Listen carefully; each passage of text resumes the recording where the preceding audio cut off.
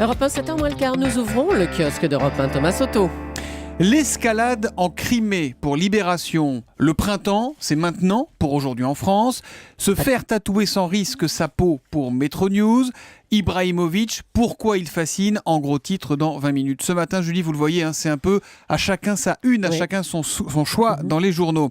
Pour ce qui concerne le Figaro, moi, c'est pas la une qui m'a le plus intéressé sur les taxes absurdes qu'il faudrait supprimer, non. C'est un papier qu'on trouve, un long papier en page intérieure et qui s'appelle « Les apéros de l'Élysée ». Les apéros de l'Élysée, mais c'est quoi ça ? C'est une fois par mois, François Hollande qui reçoit, à l'heure de l'apéritif, donc entre 19 et 21h, une poignée de parlementaires socialistes. Ce sont les nouveaux, les petits jeunes, et la consigne qu'il leur donne est simple, je vous écoute, parlez-moi librement. Il paraît que le chef de l'État prend alors beaucoup de notes. Alors il leur donne aussi des conseils. Les journalistes, je les connais bien, répondez à leurs invitations, mais ne faites pas de off, ça alimente un bruit de fond, ce n'est pas utile. Cocasse de la part de celui qui fut l'un des plus grands pourvoyeur de off du microcosme, rappelle avec un peu de gourmandise le Figaro. Et puis ces rendez-vous, c'est aussi l'occasion de prendre le pouls du président. Le 22 janvier, François Hollande raccompagne ses visiteurs regonflés dans le vestibule avant de gravir en courant 3 par 3 les marches de l'escalier d'honneur. Waouh, rigole une députée, on lui a peut-être donné la pêche. Et puis l'autre fois, le président a la mine plus sombre. On a envie de lui demander « Tu es heureux ou quoi ?» raconte un convive.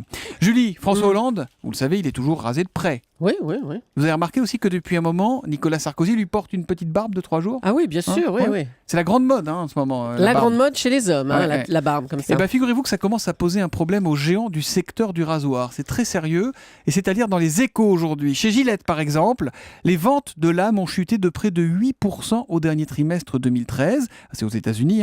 Heureusement, pour soutenir le marché, il y a le manscaping. Vous savez ce que c'est ? Non. Moi, j'ignorais.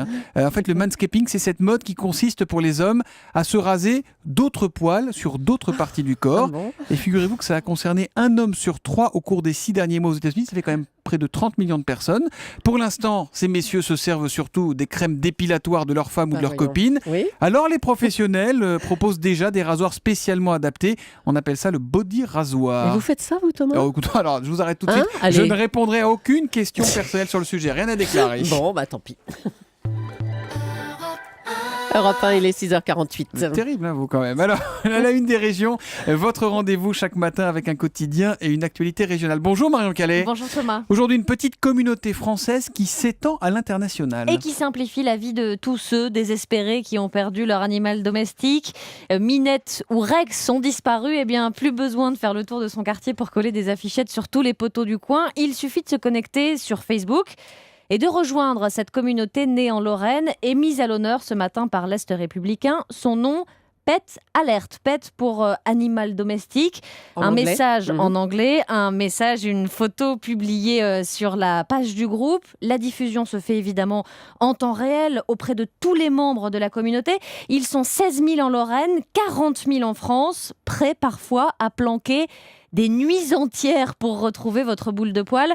D'ailleurs, ce n'est pas uniquement après des chats ou des chiens qu'il court, puisque parmi les 1600 animaux retrouvés en près de 2 ans, figurent aussi, raconte l'Est républicain, des lapins, des furets, des perroquets et même une chèvre et un coq.